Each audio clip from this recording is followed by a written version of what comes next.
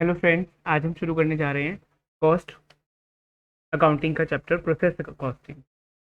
Process costing जो है एक काफ़ी इम्पॉर्टेंट चैप्टर है और ये आपके एग्ज़ाम में आएगा ही आएगा।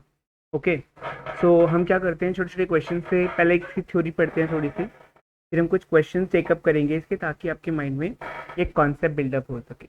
ओके, तो what is the process costing? चलिए तो आपको बताता हूँ कि process costing is an important product costing method for manufacturing company. जो मैन्युफैक्चरिंग कंपनीज होती हैं वो इसको फॉलो करती हैं ज़्यादातर, जो कि बहुत बड़े लार्ज वॉल्यूम पर एक सिमिलर प्रोडक्ट को या यूनिट्स को प्रोड्यूस कर रही हैं। मैं दोबारा रिपीट करता हूँ, सिमिलर प्रोडक्ट को जो प्रोड्यूस कर रही है। Okay, process costing is widely use in the industry such as oil refining, क्योंकि वहाँ पे कई सारे प्रोसेस से गुजर के हमारा प्रोडक्ट निकल के आता है। Food production, chemical processing, textile कपड़े बनाने की, ग्लास बनाने की, सीमेंट बनाने की, पेंट मैन्युफैक्चरिंग, इसमें भी बहुत सारे प्रोसेसेस होते हैं। ओके, मतलब सामान एक ही है, सिमिलर है, बट उसको कई सारे प्रोसेस से, कई सारी प्रक्रियाओं से गुजरना पड़ता है, तो उसमें प्रोसेस कॉस्टिंग का इस्तेमाल किया जाता है। क्योंकि हम ये जानना चाहते हैं कि एक पर्टिकुलर ग्रुप ऑफ एक्टिविटीज की कॉस्ट क्या है, एक पर्टिकुलर प्रोसेस की कॉस्ट क्या है। ओके, अगर हम प्रोसेस ए से डिपार्टमेंट ए में भेज रहे हैं, तो उस डिपार्टमेंट ए में जो प्रोसेस फॉलो किया जा रहा है उसकी कितनी कॉस्ट आएगी। When using process costing, company determine item cost by tracking the cost of each stage, हर स्टेज की, हर स्टेज मतलब हर प्रोसेस की, ठीक है। Then divide the total cost by the number of item produced, तो इस टोटल कॉस्ट को नंबर ऑफ आइटम से डिवाइड कर देते हैं।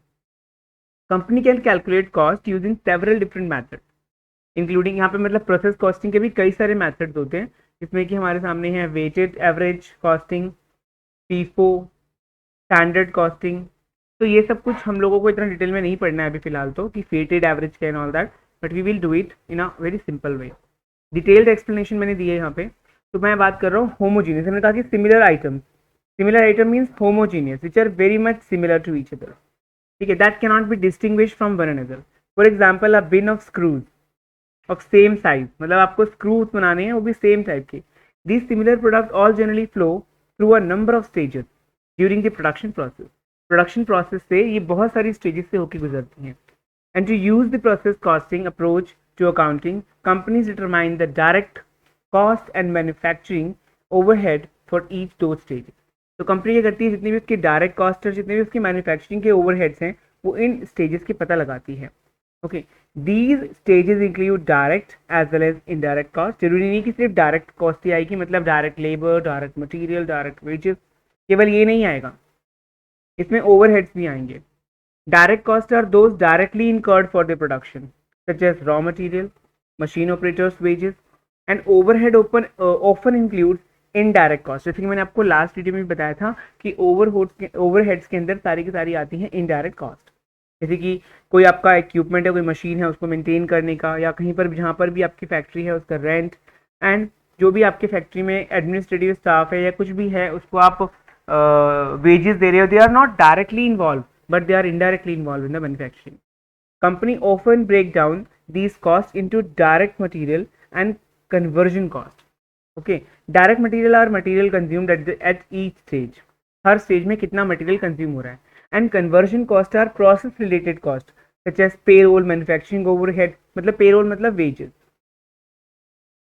कितना वेजेस है, कितना मैन्युफैक्चरिंग ओवरहेड है, मतलब दो स्टेज में डिवाइड करती है मैंने कि मटेरियल कॉस्ट कितनी है और कन्वर्जन कॉस्ट कितनी है। कन्वर्जन कॉस्ट में आपके दो आ जाते हैं, एक तो वेजेस और manufacturing overhead. Eight many companies a different department handle each stage, मतलब वहाँ पे क्या है कि हर स्टेज को एक अलग डिपार्टमेंट संभालता है। Okay, each department prepare a report that details in the direct material, direct labor and manufacturing overhead। वो बताता है कि भाई यहाँ पे मेरी इस स्टेज के अंदर इस डिपार्टमेंट में इतना डायरेक्ट मटेरियल लगा है, इतना डायरेक्ट लेबर लगा है, इतना मैन्युफैक्चरिंग ओवरहेड लगा है। देन कंपनी उसको एग्रीगेट करके टोटल प्रोडक्ट की कॉस्ट निकाल लेती है। इतना आपको समझ में आ गया? तो मैं आपको एक चार्ट के थ्रू समझा देता हूँ। प्रोसेस कॉस्टिंग कॉस्ट फ्लो क्या होता है, पहले कि आपके डायरेक्ट मटेरियल, डायरेक्ट लेबर और मैन्युफैक्चरिंग ओवरहेड को निकाला जाता है। अब वो वहाँ पे क्या होता है कि हर एक डिपार्टमेंट, जैसे मान लीजिए कि डिपार्टमेंट ए में गया तो वहाँ पे WIP इन्वेंट्री कितनी है, वहाँ पे क्या क्या यूज़ हुआ, कितना मटेरियल, कितना लेबर, कितना ओवरहेड यूज़ हुआ। ऐसे ही डिपार्टमेंट बी में, ऐसे ही डिपार्टमेंट सी में। जब इन तीनों से अल्टीमेटली क्या होता है कि जो इस डिपार्टमेंट का जो आउटपुट होता है वो इस डिपार्टमेंट के लिए इनपुट होता है, और जो इस डिपार्टमेंट का आउटपुट होता है वो इस डिपार्टमेंट के लिए इनपुट होता है। और फिर फाइनली ये बना के देते हैं फिनिश्ड गुड्स, और फिर हम उससे निकालते हैं cost of goods sold. Okay, then now we are going to discuss कि रॉ मटेरियल जो भी हमने लगाया वो पहले प्रोसेस ए में जाएगा, फिर जो प्रोसेस ए से जो आउटपुट निकलेगा वो प्रोसेस 2 में जाएगा, फिर यहाँ से जो आउटपुट निकलेगा वो प्रोसेस 3 में जाएगा, एंड देन फाइनली वो आएगा हमारा फिनिश गुड्स बन करके। ठीक है, तो हम एक क्वेश्चन चेकअप कर रहे हैं, उसके लिए आपको बहुत ईजिली मैं समझा दूंगा इन सब चीज़ों को। Now please concentrate on this question, it is a very simple question. इसके बाद में एक बड़ा क्वेश्चन भी लूंगा, इसमें कि हमारे 2-3 प्रोसेसेस होंगे। Okay, 600 units were introduce in a process x. कोई प्रोसेस एक्स है, वहाँ पे हमने 600 यूनिट्स इंट्रोड्यूस करी हैं। Okay, 600 units were introduced in process X at rupees 20 per unit. 500 units were completed and transferred to process Y.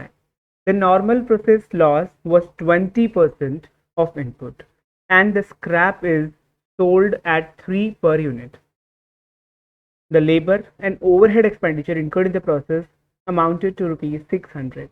Now please understand there is no other information related to other processes. आपको सिर्फ process x की ही information दी है, दूसरे process की कोई information नहीं दी है। तो मतलब कि हमें एक ही प्रोसेस का अकाउंट बनाना है, दैट इज प्रोसेस एक्स का अकाउंट। ओके, नाउ मैं आपको एक चीज़ और बता दूं कि what is a normal loss. Normal loss क्या होता है? देखिए, नॉर्मल लॉस का मतलब बहुत ही सिंपल आपको समझाता हूँ मैं।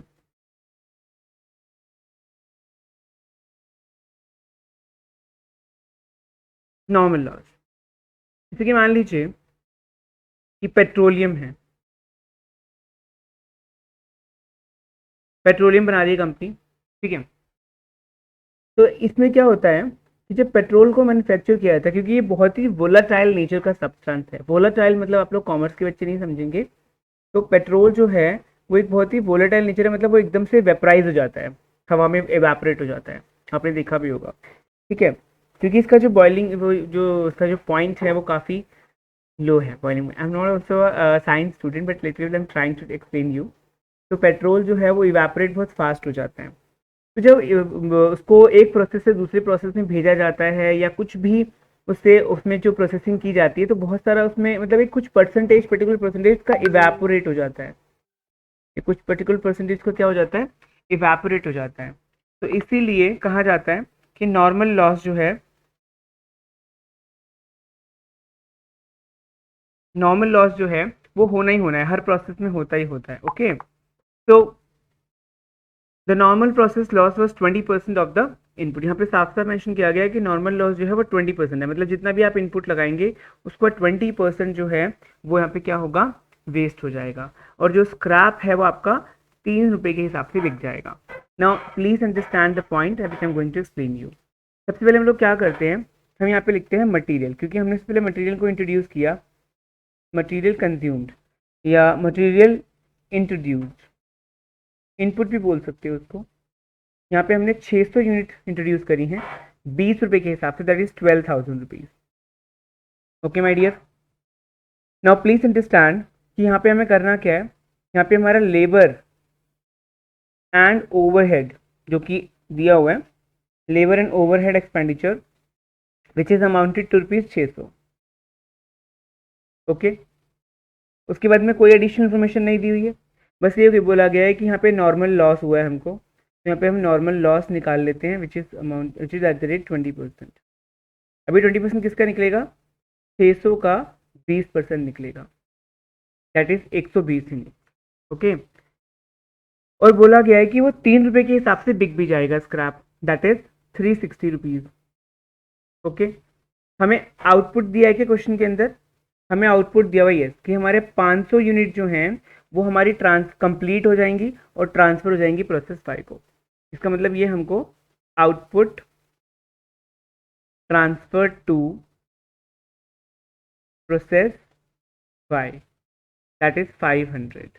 ओके, अब इसका अमाउंट निकालना है, लेकिन यहाँ पे देखो डिफरेंस आ गया, यहाँ पे है 600 और यहाँ पे आ रहा है 620। तो मैं आपको समझाता हूँ कि यहाँ पे हुआ क्या है। ये बहुत ही इंपॉर्टेंट सा टॉपिक है, इसको आपको समझना चाहिए। तो नाउ प्लीज अंडरस्टैंड ये हो क्या रहा है कि आपका जो नॉर्मल लॉस हुआ है, normal loss that is amounted to rupees 120 units.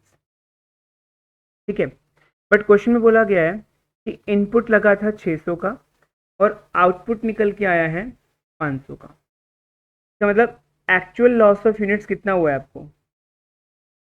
Actual loss of units हुआ है आपको 100 का।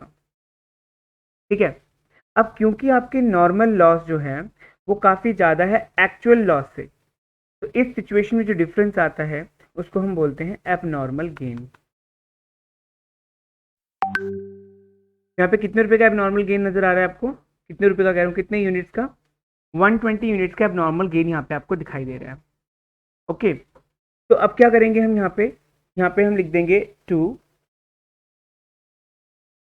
एबनॉर्मल गेन 20 यूनिट्स का। ठीक है, अब इसका 20 यूनिट्स का जो अमाउंट है वो कैसे निकलेगा, उस पर आप फोकस करेंगे ध्यान से। वो मैं यहीं पर ही कैलकुलेशन, अगर आप कहते तो यहीं पर ही मैं आपको कैलकुलेशन समझा देता हूँ इसकी, कि एबनॉर्मल गेन की जो ये अमाउंट निकलेगा वो कैसे निकलेगा। देखिए, आपने कितनी यूनिट इंट्रोड्यूस की है, आपने कितना खर्चा किया है टोटल? 12,000 प्लस 600, 12,600। उसमें से आपने रिकवर कितना कर लिया? 360। इसका मतलब ये आपका नेट एक्सपेंडिचर हुआ। आपने यूनिट लगाई 600 और आपकी लॉस कितनी हो गई? 120। दैट मीन्स 480 480 जो है वो आपकी नेट यूनिट लगी हैं। इनटू में कितनी यूनिट आपकी एबनॉर्मल गेन की है? That is 20। इससे जब आप मल्टीप्लाई करोगे इसको, then you will get 510 rupees. That is your amount. अब आप क्या करोगे, इन सबको जोड़ करके उससे इसको माइनस कर दो, तो आपकी बैलेंसिंग फिगर निकल करके आएगी rupees 12,750। It will be the balancing figure. Okay, ये बैलेंसिंग फिगर होगी। अब मैं आपको इसको नॉर्मल लॉस अकाउंट बनाना भी सिखा देता हूँ। ठीक है, नॉर्मल लॉस अकाउंट कैसे बनता है? क्योंकि लॉस अकाउंट है तो ऑब्वियसली यहाँ डेबिट से शुरू होगा, और पहली बात तो नॉर्मल लॉस यहाँ से ट्रांसफर हो जाएगा। ठीक है, तो मैं इसको ट्रांसफर करके दिखा देता हूँ। It will get transfer from here, ये यहाँ पे आएगा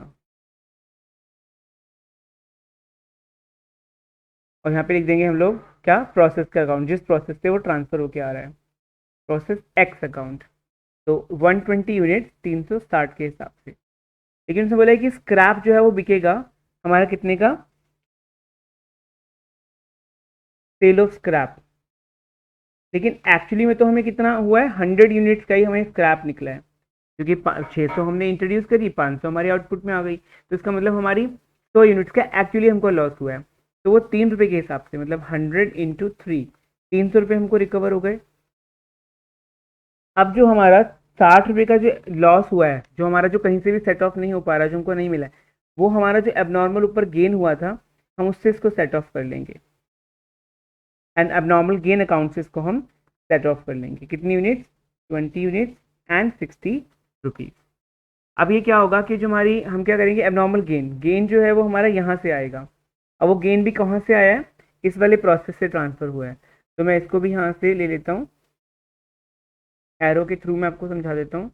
ये जो है वो ट्रांसफर हो जाएगा इधर। ओके, और इसको हम कैसे रिप्रेजेंट करेंगे? Process x account,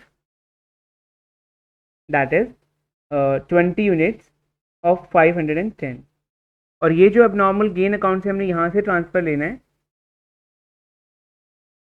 this one, ये इधर ट्रांसफर हो जाएगा और इसका हम लोग नाम देंगे टू नॉर्मल लॉस अकाउंट से आ रहा है ये, तो normal loss account 20 unit of 60 rupees. बाकी का जो डिफरेंस बच गया वो हमारा हम कॉस्ट के P&L अकाउंट से सेट ऑफ कर सकते हैं। Costing P&L account, costing P&L account, that is the balancing figure. Okay, ये आपका बैलेंसिंग फिगर में आ जाएगा, क्योंकि यूनिट का तो कोई वो नहीं आया डिफरेंस, तो 450 रुपये का जो डिफरेंस आया है that will go to the cost P and L account. Cost के अंदर अलग से पी एंड एल अकाउंट बनता है, उसके अंदर ये ट्रांसफर हो जाएगा। आई होप आपको ये क्वेश्चन समझ में आ गया है, बहुत ही सिंपल क्वेश्चन था। इसके बाद मैं एक और बिग, थोड़ा सा लिटिल बिग क्वेश्चन लेके ट्राई करवाता हूँ आपको। चलिए अब हम इस क्वेश्चन से अपने कॉन्सेप्ट को और अच्छे से क्लियर करते हैं। A product passes through two processes. एक प्रोडक्ट है जो कि दो प्रोसेस से गुजरता है, product process A and process B. Normal loss in process A is 10%। तो मैं अभी बताया मैंने आपको कि नॉर्मल लॉस तो होगा ही होगा, तो 10% का नॉर्मल लॉस है। And in process B it is 7.5% of the input.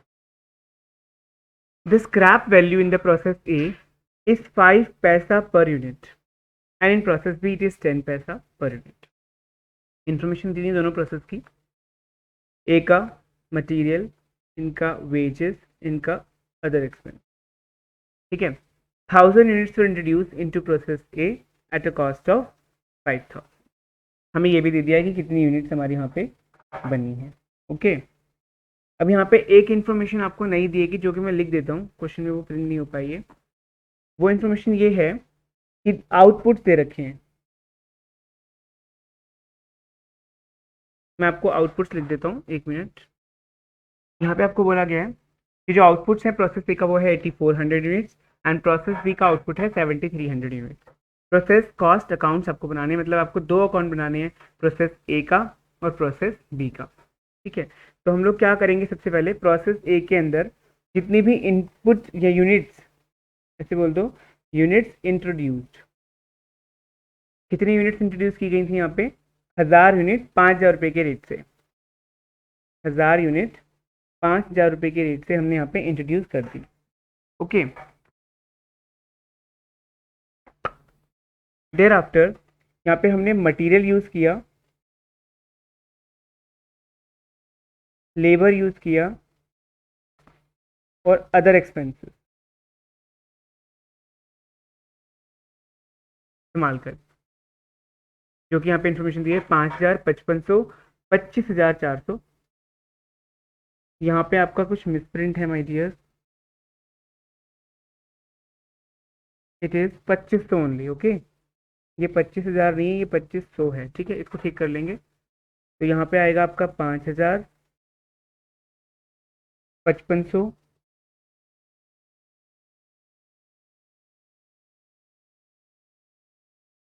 Actually क्या है ना कि इसका जो ये भी है,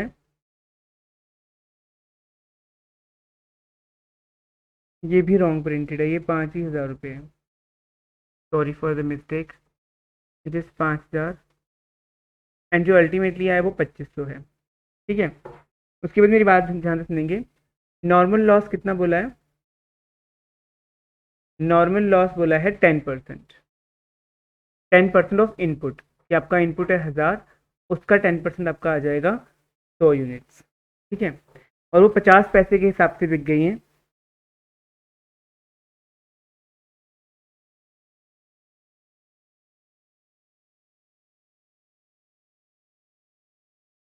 बहुत बड़ा घोटाला लग रहा है मुझे इस क्वेश्चन में, my dear. I am really sorry, हाँ मिस्टेक बहुत ज़्यादा है इसके अंदर, क्वेश्चन के अंदर। इट इज़ 10,000, क्योंकि आप खुद सोचो कि अगर हम 10,000 यूनिट्स लगाएंगे तभी तो हमारा प्रोसेस एक आउटपुट 8400 होगा। ये बहुत ज़्यादा मिसप्रिंट करा हुआ है, आई एम सॉरी, बट मेरी गलती नहीं है इसमें, ये क्वेश्चन गलत प्रिंटेड था।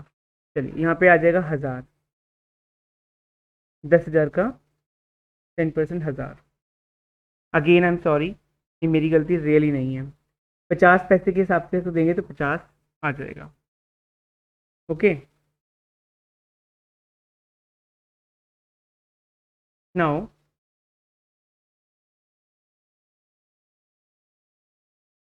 देखिए मैंने सारी मिस्टेक्स ही करेक्ट कर दी हैं अभी। Now this question is perfectly fine for you. देखिए यहाँ पे जो वेजेस हैं वो 5500 रुपये के हैं, मतलब लेबर्स, और ये 2550 है।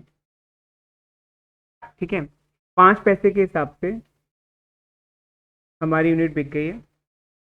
और उसके बाद में यहाँ पे हमको दिया हुआ है कितना यूनिट हमारी ट्रांसफ़र हो गई to process B. Process B में हमारी यूनिट ट्रांसफ़र हो जाएंगी 8400। तो आपको दिख रहा है यहाँ पे एक चीज़ मैं आपको समझाऊँ, तो यहाँ पे हमारा जो नॉर्मल लॉस हुआ है वो हुआ है हमारा 1000 यूनिट्स का, लेकिन जो एक्चुअल लॉस आपको नज़र आ रहा है वो आ रहा है 10,000 में से अगर आप ये हटा दो 8400, देन इट विल 1600 रुपये, 1600 यूनिट। इसका मतलब आपके जो एक्चुअल लॉस है which is more than the normal loss, तो इसका मतलब ये इसका जो डिफरेंस होगा वो क्या कंसिडर किया जाएगा, एबनॉर्मल लॉस। पिछले क्वेश्चन में एबनॉर्मल गेन आया था, एबनॉर्मल लॉस ऑफ 600 यूनिट, मतलब 600 यूनिट्स आपको यहाँ पे लिखनी है और विच इज़ एबनॉर्मल लॉस।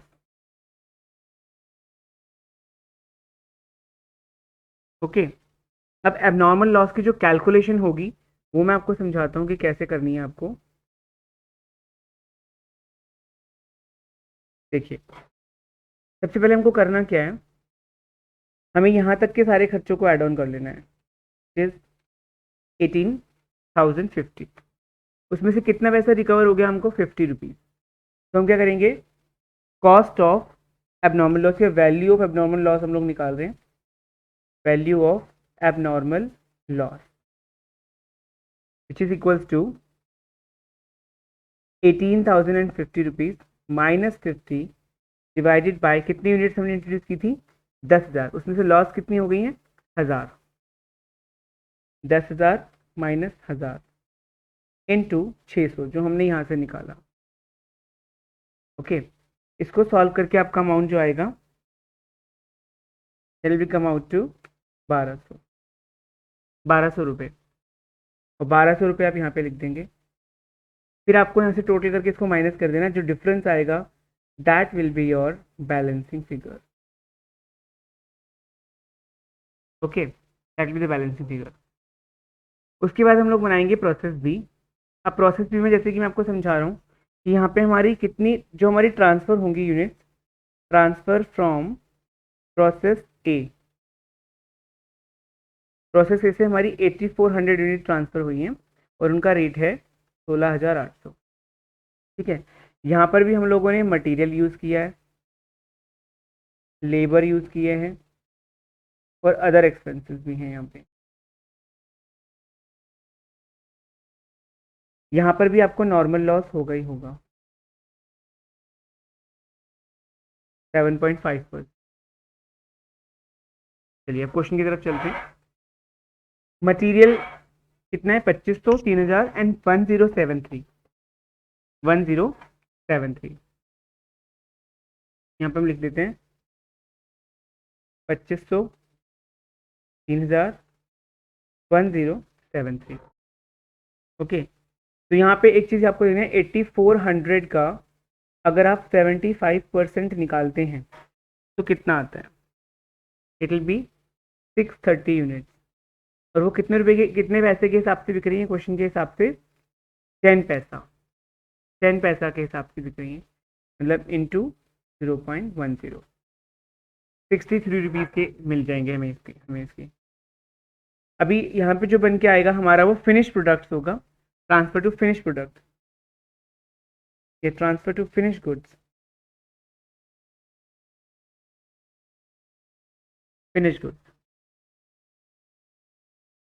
यहाँ पर जो फिनिश गुड्स हमको दिया है क्वेश्चन के अंदर दैट इज 7300। अब यहाँ पे अगेन आपको एक चीज़ देखनी पड़ेगी कि यहाँ पे अब नॉर्मल लॉस या नॉर्मल गेन तो नहीं आ रहा है, ठीक है, तो इसको फोकस कैसे करेंगे। देखिए, आपका जो नॉर्मल लॉस हुआ है आपको दिख रहा है दैट इज 630, और एक्चुअल लॉस कैसे निकालोगे, 8400 यूनिट्स आपने इंट्रोड्यूस की, 73 ही बन के आई, दैट इज कितना डिफरेंस आ रहा है, I think it is 1100 units. इसके आगे लिख देंगे ताकि कंफ्यूजन ना हो। ऊपर भी जहाँ पर मैंने यूज़ किया वहाँ पे यूनिट्स लिख दिया है, ठीक है। नाउ इनकी हम लोग कैलकुलेशन थोड़ा ध्यान से करेंगे। अगेन अगेन हमारा जो एक्चुअल लॉस है वो नॉर्मल लॉस से काफ़ी ज़्यादा आ रहा है, तो इसीलिए इसकी डिफरेंस को हम लोग, आप ऐसे ही एग्जाम में जैसे मैं लिख रहा हूँ ऐसे ही लिख कर आइए, आपको कुछ मार्क्स नहीं कटेंगे। 1100 माइनस 630 तो कितने का यहाँ पे आपको हो गया है, 470 यूनिट्स का एबनॉर्मल लॉस हुआ है। अब यहाँ पे हम लोग क्या करते हैं, इसकी टोटलिंग करते हैं इन सारे खर्चों की। इन सारे खर्चों की जो टोटलिंग है वो आ रही है हमारी 23373। ओके, अब क्या करेंगे, वैल्यू ऑफ एबनॉर्मल लॉस निकालने के लिए क्या करेंगे हम लोग, जो टोटल कॉस्ट हमारी आ रही है 23373, इसमें से कितना वैसे रिलाइज हो गया हमको, 63 रुपीज़ हमको रिलाइज हो गया है। ओके, तो 63 रुपीज़ हम माइनस कर लेंगे। कितनी यूनिट हमने इंट्रोड्यूस की थी, 84, और कितने का लॉस हमको हो गया है, 630, ये रही। ओके, इनटू 470, ऊपर माइनस करेंगे तो आएगा 23310 डिवाइडेड बाय 770 इंटू 470, ये अमाउंट आपका आएगा निकल के रुपीज़ 1410। ओके,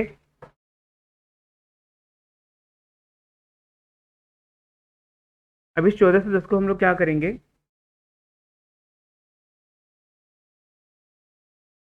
एबनॉर्मल लॉस के नाम से 470 यूनिट्स 1410 रुपये। ओके, अब हमें यहाँ पे देखना है कि यहाँ पे हमारा कितना आता है फाइनल गुड्स के, फाइनल जो फिनिश गुड्स के अंदर जो ट्रांसफर हुआ है, तो हम लोग क्या करेंगे, इस टोटल अमाउंट में से इन दोनों को भी माइनस कर देंगे, we will get the balancing figure. आप लोग अच्छे से बैलेंसिंग फिगर निकालना सभी लोग जानते हो, तो बैलेंसिंग फिगर हमारा आ जाएगा 21900। ओके, अब आपको पर यूनिट देखना हो कि पर यूनिट कितना कॉस्ट आ रहा है निकल के, तो आप क्या कर सकते हो, इसको 21900 को 7300 से डिवाइड करो, तो ये आपका आएगा 3 rupees per unit, 3 rupees per unit. That is your final answer. I hope आपको ये वीडियो प्रोसेस अकाउंटिंग की समझ में आई है, प्रोसेस कॉस्टिंग की। इसको आप ढंग से एक बार दोबारा से ढंग से रिव्यू करेंगे तो आपको ये समझ में आएगा। Thank you so much.